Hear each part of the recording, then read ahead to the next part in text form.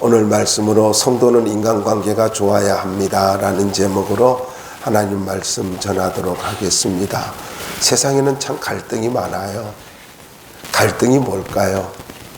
우리는 갈등이라고 할 때에 이걸 정확하게 알고도 표현하지만은 모르고도 말하는 경우가 참 많잖아요. 갈등이라고 하는 말은 칡갈자와 등나무 등자로 되어 있습니다. 그러니까 갈등이란 칡과 등나무 같다라는 말입니다.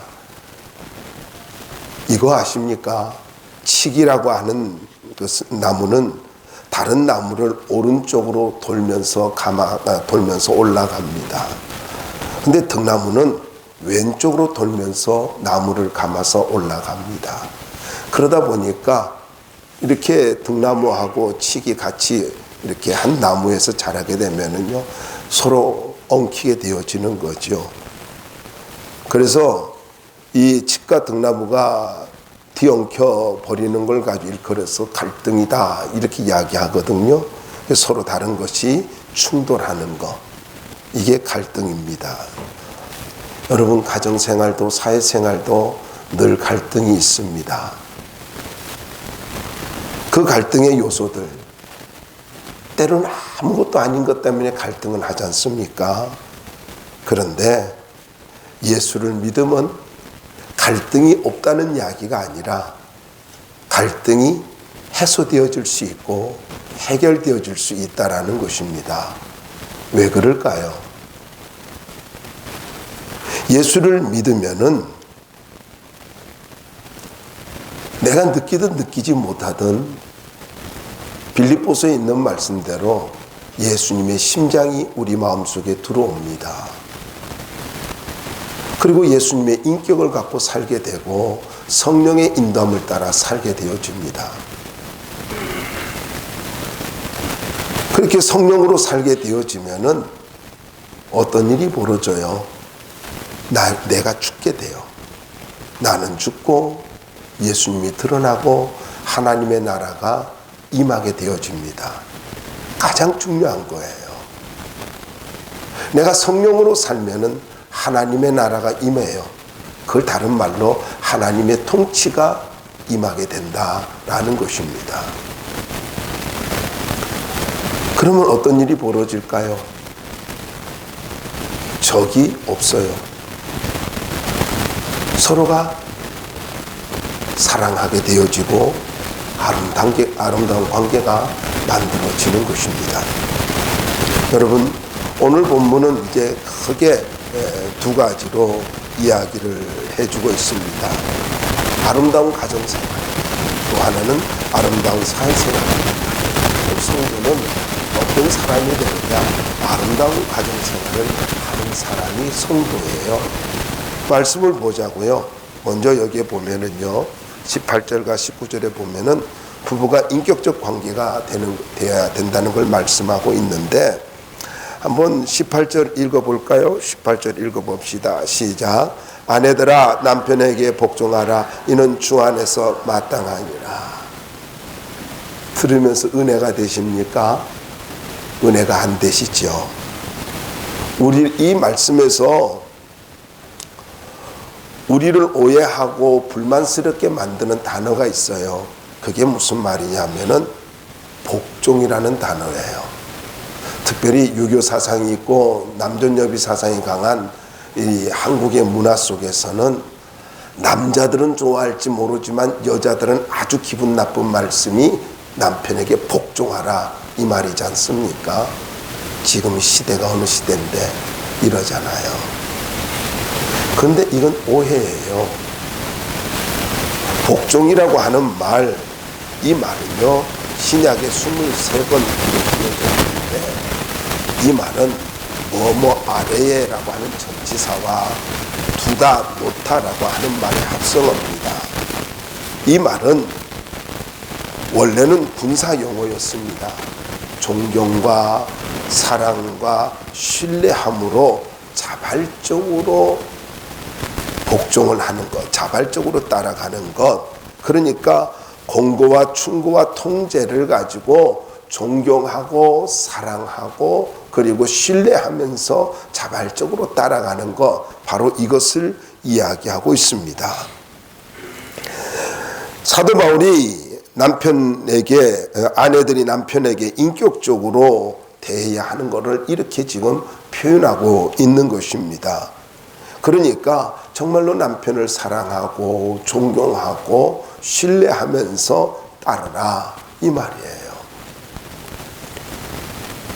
당시 여자는 숫자에도 넣지 않고 무시하는 그런 문화 속에서 살았지 않습니까? 어떻게 보면 주정관계 속에서 명령하고 복종하는 그런 관계 속에서 살았단 말이에요. 그런데 그런 이야기가 아니라는 거예요. 그런 사회적인 그런 현상, 그런 그 문화 속에서 이 말을 들으면 오해할 수 있지만은, 그런데 이 말은 정말로 남편을 존경하고 사랑하고 신뢰하라는 이야기예요. 그렇게 말을 하는 이유가 뭘까요? 이렇게 할 때 주 안에서 아름답고 건강한 가정을 이룰 수 있다라는 것입니다. 제가 종종 이야기하지만은요, 이런 이야기를 제가 오래전에 상담을 했는데 어느 집사님이 그래요. 목사님, 남편을 사랑할 거리도 없지만은 존경할 거리는 더더욱이나 없습니다. 그러더라고요. 그러면서 남편이라고 안 해요. 저 인간이라고 이야기해요.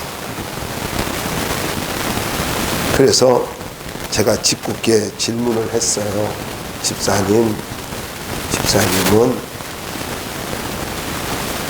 언제나 사랑받을 거리가 있을 거라고 생각하세요? 그랬더니 당황을 하더라고요.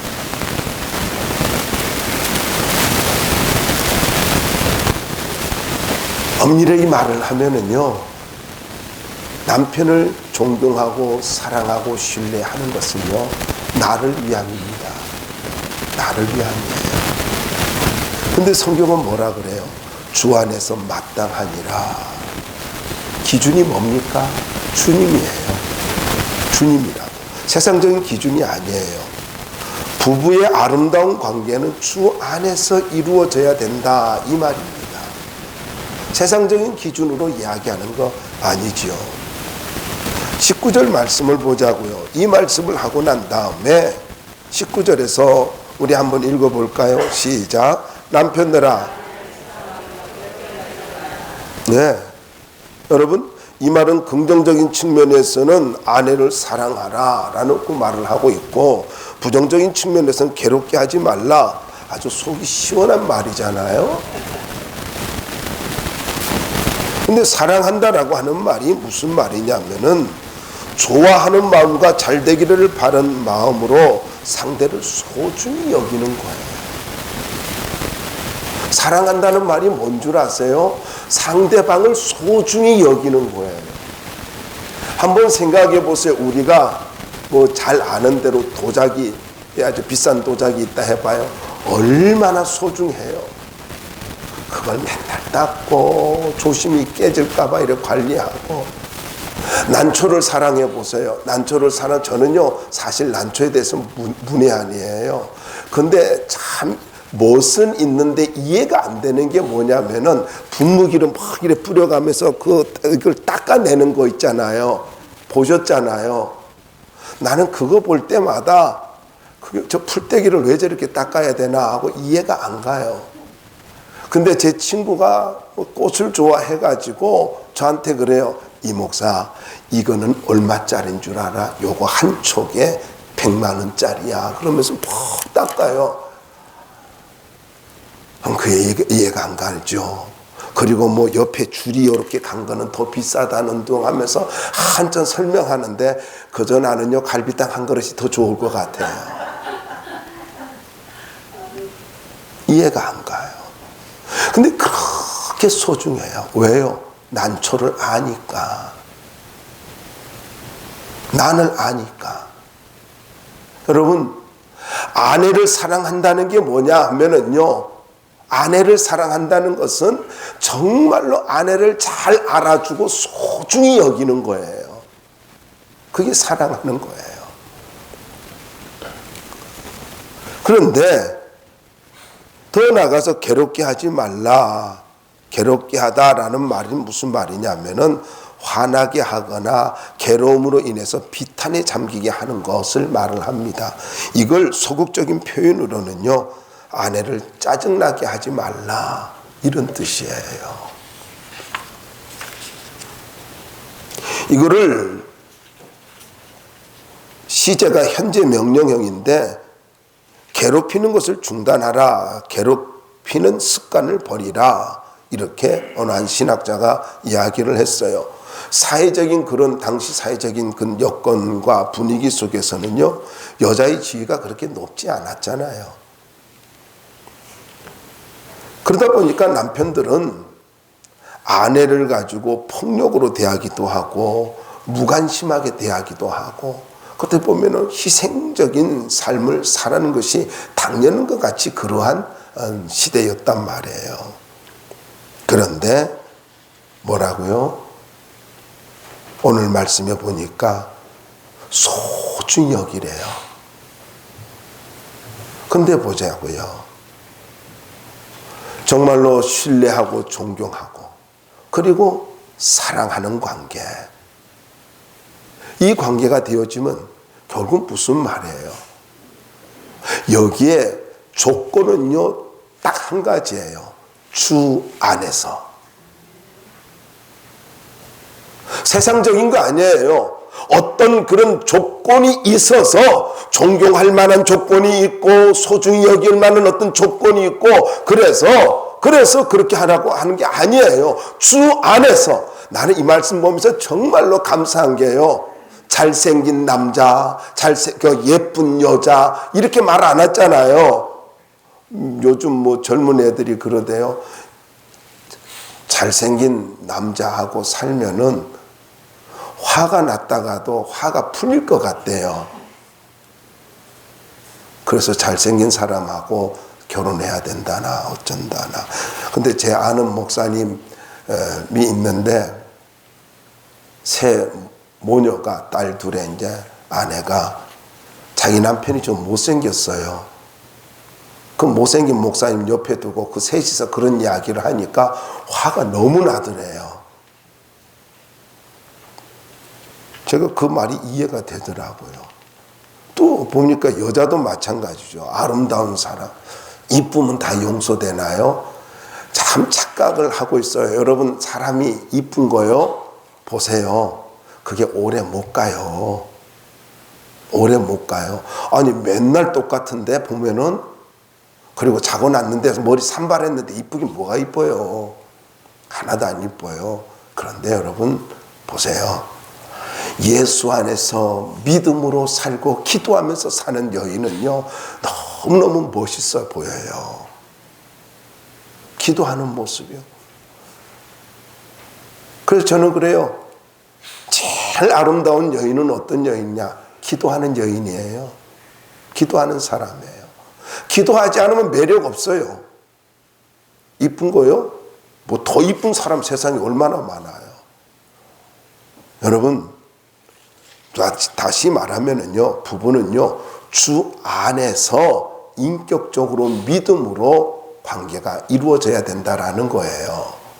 그러니까 부부가 사랑하고 인격적 관계가 이루어질 때에 서로 사랑하고 신뢰하는 관계, 존경하는 관계가 되어질 때에 그럴 때 건강한 가정이 되어질 수가 있다라는 것입니다. 여러분, 저는 여러분들이 주 안에서 건강한 가정을 이루기를 바랍니다. 주 안에서예요. 부부는요, 그래야 돼요. 소중히 여기십시오. 아내를 소중히 여기십시오. 남편을 존경하시기 바랍니다. 가정의 달도 아닌데 본문이 그래요. 그 다음에 보자고요.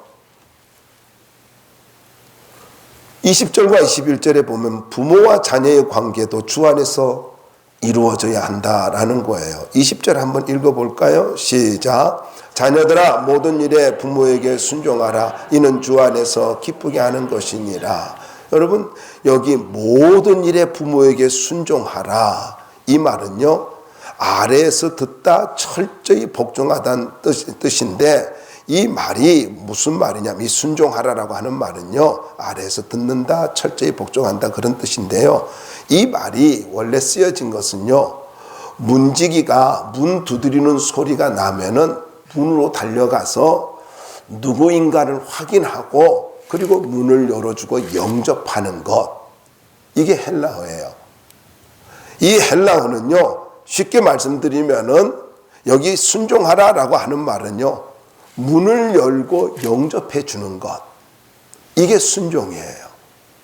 그러면 부모에게 순종하라, 모든 일에 부모에게 순종하라라고 하는 말은 무슨 말이냐면은 마음의 문을 열고 부모를 영접하는 것, 받아들이는 것, 이것이 바로 순종이라는 거예요. 그런데 이걸 뭐라 그래요? 주 안에서 기쁘게 하는 것이라. 여기 보면은 주 안에서 기쁘게 하는 것이라 이 말인데, 이 말은 원문대로 그대로 직역하면 이렇습니다. 주께서 기쁨을 일으켜 주시는 것이기 때문이다. 이렇게 부모를 가지고 마음 문을 열고 영접하면은 주님이 우리의 마음에 기쁨을 일으켜 주신대요. 그리고 주님이 기뻐하는 거래요. 그래서 정말로 부모와 자식 간의 아름다운 모습이 되어지려면은요, 자식이 어떻게 돼야 돼요? 마음을 열고 영접해야 돼요. 받아들이는 거예요.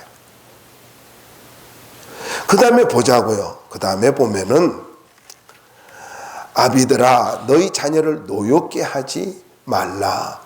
말진이 낙심할까 하노라. 부모가 어떻게 해야 되는 거를 이야기하고 있어요.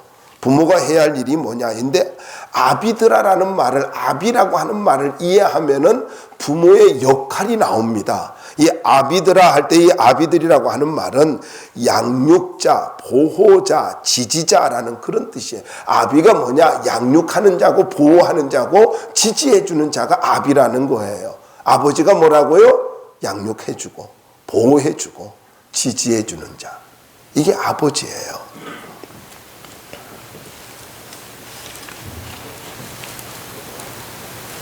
그런데 많은 아버지들이 이런 아버지의 역할을 본 적이 없잖아요.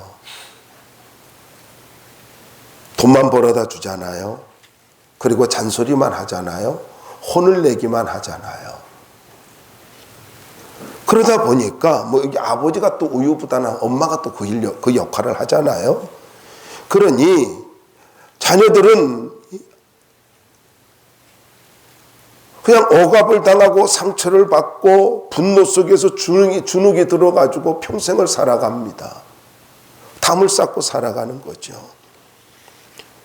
그런데 아버지가 뭐 하는 거예요? 아버지는요, 억압하고 폭력을 행사하고 상처를 주는 존재가 아니라 보호해주고 기준을 잡아주고 지켜주면서 아들이 딸이 하는 것들을 지지해주는 것이 아버지의 역할이에요. 그래서 여러분, 아버지는요, 기준 잡아주는 사람이에요. 말을 많이 하는 거 아니에요. 그리고 지지해주는 거예요. 너 잘할 수 있어. 넌 괜찮은 아이야. 넌 반드시 그 일을 해낼 수 있어. 하고 지지해주는 거예요. 이게 아버지예요. 원래 아버지가 말이 많지 않잖아요. 물론 뭐 요즘 남자들은 그렇지도 않기도 합니다만은 남자가 말이 더 많은 집도 있더라고요. 근데 아버지는요, 침묵하고 있다가 지지해 줄 때, 한마디씩 지지해 줄 때 거기에 큰 힘을 자식들이 얻게 되잖아요. 중요한 일이 있을 때 아버지하고 의논하잖아요. 그때 어때요? 네가 뭘 한다고 그래? 그러면 안 돼요. 너 잘할 수 있어. 너 잘할 수 있는 거야. 근데 아버지가, 야, 그 돈 얼마 드는 줄 알아? 뭐 이렇게 하면 돈으로 따지면은 주눅 들잖아요. 기죽잖아요. 여기 보면 노엽게 하지 말라라는 말씀이 있지 않습니까? 노엽게 하지 말지니 낙심할까 하노라. 이렇게 말씀하고 있습니다.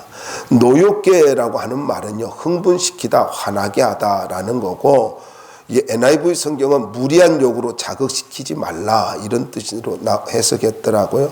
그런데 이렇게 감정의 상처를 가지고 입힐 때에 뭐가 생긴다고요? 낙심하게 된대요. 낙심한다라는 말은요, 이 말은 열정을 잃어버린다 그런 뜻입니다. 의기소침하다, 심령이 상하다, 낙담하다 이런 건데, 마음의 상처를 받으면은 낙심을 하게 되는데 이게 열정을 잃어버린다는 거죠. 꿈을 잃어버린다는 거예요. 여러분 잘 기억하시기 바랍니다. 열정과 용기를 잃어버린 자에게는 미래가 없습니다. 나의 정당성을 가지고 자녀에게 지지를 해주지 않고 감정에, 마음에, 정서에 상처를 입히게 되어지면은 그 아이는 열정을 잃어버리게 된다는 거예요. 보면 아이들 보면 자꾸 키울 때 그래. 안 돼, 하지 마 그래요. 안 돼, 하지 마. 왜? 그렇게 자랐으니까요.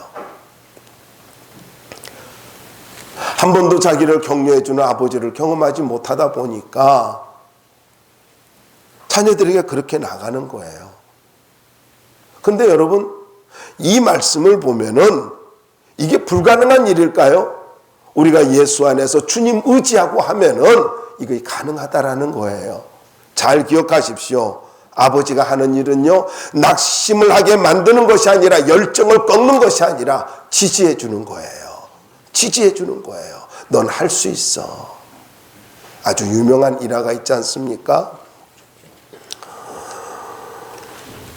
한 아이가 의기소침해서 있을 때에 그 아버지가 이렇게 이야기를 했어요. 얘야, 독수리로 날아야 할 자는 독수리로 날아야 된단다. 그렇게 이야기를 했어요. 그 말을 듣고 힘을 얻어가지고 그는 언제나 긍정적으로 살았습니다. 그리고는 훗날 미국의 대통령이 됩니다. 아버지의 격려 한마디가 그렇게 아이의 인생을 바꿔놓는 거예요. 여러분, 열정과 용기를 심어주는 부모가 될 수 있기를 바랍니다. 그렇게 돼야 돼요. 다음에 두 번째로는 성도는 아름다운 사회생활을 해야 되는데 22절로부터 4장 1절까지인데요. 여기 보면은 주님을 의식하고 성실하게 해야 되는 걸 말하고 있습니다. 22절 한번 읽어봅시다. 시작. 종들아, 모든 일에 육신의 상전들에게 순종하되 사람을 기쁘게 하는 자와 같이 눈가림만 하지 말고 오직 주를 두려워하여 성실한 마음으로 하라. 자, 여러분, 이 말씀은 주님 안에서 구원을 받고 자유하게 되어진 믿는 노예가 믿는 상전을 계속 섬겨야 되는 노예 제도 속에서 처신해야 할 자세를 이야기해주고 있는 것입니다. 얼마나 갈등이 있겠어요. 이제 주 안에서 참된 자유를 누렸는데 현상은 뭐예요? 사회적인 현상은 아직도 자기는 현실은 노예예요. 노예라고요. 그런데 이런 상황 속에서 주의 믿는 상전에게 순종하래요. 이 순종하라는 말은 20절의 말씀과 똑같은 말씀이거든요. 아래에서 듣는다, 철저히 복종한다 이런 뜻인데, 그러니까 주인을 가지고 문을 열고 나가서 주인을 가지고 영접하듯이 믿는 상전을 영접하라라는 이야기지요. 그래서 믿는 노예는 언제나 마음을 열고 겸손하게 영접하는 자세를 가져야 된다라는 이야기입니다. 사람을 기쁘게 하는 자와 같이 눈가림만 하지 말라는 거예요. 여기 두 가지 차원에서 권면을 하고 있지 않습니까? 먼저 부정적인 측면으로 보면은 눈가림으로 순종하지 말라 이런 이야기예요. 눈가림으로. 눈가림이라는 말은요, 눈가림 섬김, 눈가림 봉사 뭐 이런 건데, 주인의 관심을 끌기 위해서 행동하는 불성실한 태도를 취하지 말라라는 이야기예요. 그런데 긍정적인 측면에서는요, 여기 보면은 성실한 마음으로 순종하라라는 것입니다. 오직 주를 두려워하여 성실한 마음으로 하라. 무슨 말입니까? 성실한 말은요, 정신적인 정직이라는 뜻인데 하나님 앞에서 거룩하고 진실하라 이런 뜻이에요. 예수님을 믿는 사람들, 예수님을 믿는 종들은 어떻게 살아야 되느냐? 주님을 두려워하는 마음으로 성실하게 살아야 된다라는 것입니다. 그러니까 성실함의 동기가 뭐예요? 성실함의 동기가 주님이 되어야 한다라는 것입니다. 자, 그런데 예수 믿는 상전은 그럼 어떻게 해야 될까요? 예수 믿는 상전 4장 1절을 한번 읽어보자고요. 4장 1절 함께 읽어봅시다. 시작. 상전들아 의와 공평을 종들에게 베풀지니 너희에게도 하늘에 상전이 계심을 알지어다. 상전들아 라는 말이 여기에 이제 6번째 호칭이거든요. 아내들, 남편들, 자녀들, 아비들, 종들, 그 다음에 상전들 나오는데, 의와 공평, 쉽게 말하면 의는 옳은 것, 그리고 공평은요, 이게 동등함, 공정한 것을 이야기하는 겁니다. 그러니까 하나님 앞에 받아들여지는 것들을 이야기를 하고 있는데, 그런데 여기 중요한 단서를 붙이고 있지 않습니까? 너희에게도 의와 공평으로 이렇게 살아야 되는데 너희에게도 하늘의 상전이 계심을 알지어다. 저는 이 말씀이 매우 중요하다고 생각해요. 우리가 살아가면서 정말로 잊지 말아야 할 것이 무엇이냐면요, 이것은 뭐 종과 상전의 관계뿐만 아니에요. 우리가 인생을 살아가면서 가져야 할 자세예요. 반드시 하나님 살아계신다, 이거예요. 내가 신앙생활에, 내가 삶에 살아가는 모든 삶의 현장 속에서 반드시 잊지 말아야 할 것은, 그것은 하나님은 살아계신다예요. 하나님은 살아계신다. 내가 무슨 행동을 하든지, 내가 무엇을 하든지, 어디에 있든지 간에 나의 모든 판단과 결단과 내가 하는 모든 것들에 하나님이 살아계시고 하나님이 보응하신다는 거예요. 그걸 가지고 23절부터 25절에 말씀하고 있습니다. 한마디로 말하면 주님의 보상이 있다라는 거예요. 이걸 좀 더 구체적으로 말하면 주님의 보응과 보상이 있다라는 것입니다. 이 3절 읽어봅시다. 시작. 무슨 일 하든지 마음을 다하여 주께 하듯 하고 사람에게 하듯 하지 말라. 마음을 다하여 라는 말은요, 영혼으로부터라는 말입니다. 제정 로마 시대에 로마의 역사학자들이 이해할 것 같으면은요, 로마의 전체 인구의 절반이 노예였다고 합니다. 그래서 로마를 움직이는 것은 노예들에 의해서 움직여진다라는 말이 있습니다. 노예가 절반이나 됐대요. 이런 분위기 속에서 예수 믿는 사람들은 영혼으로부터 우러나오는 자세를 가지고 충성을 하되, 어떻게 해요? 내가 비록 노예지만은 주님을 섬기는 자세를 갖고 충성하고 성실해야 된다라는 거예요. 잊지 마시기 바랍니다. 예수 믿는 사람은 어떤 신분에 있든지 어떤 위치에 있든지 예수 믿는 사람의 특징은 성실함이 되어야 합니다. 근데 참 웃기지 않아요? 누가 성실하지 않으면 우리는요, 대번에 판단해버립니다. 저 사람은 왜 저래? 이야기해요. 그래서 나온 말인가요? 너나 잘하세요, 이 말인가요? 여러분, 우리는 누군가를 판단하는 사람들이 아니에요. 언제나 우리는 성실함으로 살아가야 하는 사람입니다. 성실함이 무슨 말입니까? 성실함은요, 다르게 이야기한다면요, 충성스러움이라고 이야기할 수 있는데, 충성스러움이 뭐예요? 성실함이 뭐예요? 언제나 그 자리에 가면 그 사람이 있는 거예요. 그게 성실함이에요. 그러면서 24절에 이렇게 말하고 있죠. 24절 한번 읽어봅시다. 시작. 이는 기업의 상을 주께 받을 줄 아나니 너희는 주 그리스도를 섬기느니라. 자, 기업이라는 말은요, 상속자라는 뜻이고, 상이라는, 상을 주께 받을 줄 이러잖아요. 상이라고 하는 말은 보수, 보답이라는 뜻입니다. 그리고 받다라는 말은요, 당연히 받으며 받기에 충분한 것, 이런 뜻이에요. 그러니까 우리가 주님을 섬기듯이 충성하면서 살아가면은 하나님께서 우리를 상속자가 되게 만들어 주셔가지고 당연히 하나님이 보상해 주신다는 거예요. 당연히. 그러니까 내가 믿음으로 살아가면 어떤 일이 일어난다고요? 하나님께서 우리를 상속자로 삼아서 당연히 복을 누리며 살도록 하나님이 보상해 주신다는 거예요. 그러니까 축복을 가지고 어떻게 받는 거예요? 성실하게 살아갈 때 성실하게 살아가면 되는 거예요. 그럼 하나님이 보상해 주시는 거예요. 다르게 이야기할까요? 하나님은 반드시 살아서 역사해 주신다는 거예요. 그 다음에 25절 말씀을 보자고요. 25절 거기에 보면은 불의를 행하는 자는 불의의 보응을 받으리니 주는 사람을 외모로 취하심이 없느니라. 여러분, 불의를 행하다라는 말은요, 이 말은 부정하게 행동하다, 범죄자가 되다, 그런 뜻이에요. 그러니까 이걸 다르게 말하면요, 성경 전체에서 이야기하는 거는 이 말이에요. 뭐가 불의예요? 뭐가 악한 거예요? 믿음으로 행하지 않는 것은 모두 다 불의예요. 믿음으로 행하지 않는 것은 모두 다 악한 거예요. 의인은 뭐예요? 믿는 자예요. 악인은 뭐예요? 믿지 않는 자예요. 간단해요. 여러분, 뭐 악인이 뭐 대단한 거 이게 아니에요. 믿지 않는 게 악인이에요. 이게 성경에서 말하는 거예요. 지옥에 왜 가요? 믿지 않으니까 가는 거예요. 왜 천국 가요? 믿으니까 가는 거예요. 그래서 예수 믿는 사람은요, 믿음으로 시작해서 믿음으로 끝나는 사람이라고요. 그럼 믿음으로 살아야 돼요.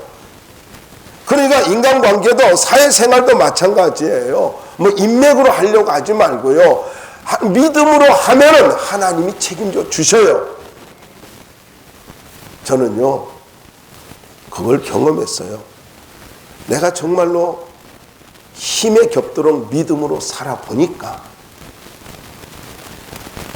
사람들이 어찌하지 못해요.